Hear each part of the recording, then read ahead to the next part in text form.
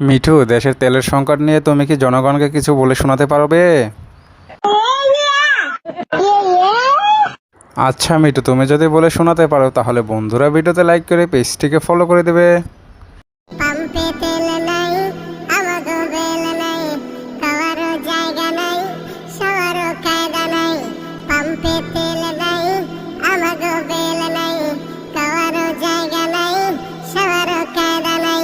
শান্তি পেতে হলে দিনের পথে আয় রে, ও দেশের ভাই রে, বন্যা কোথা যায় রে, একটু শান্তি বলো কোথায় গিয়ে পাই রে।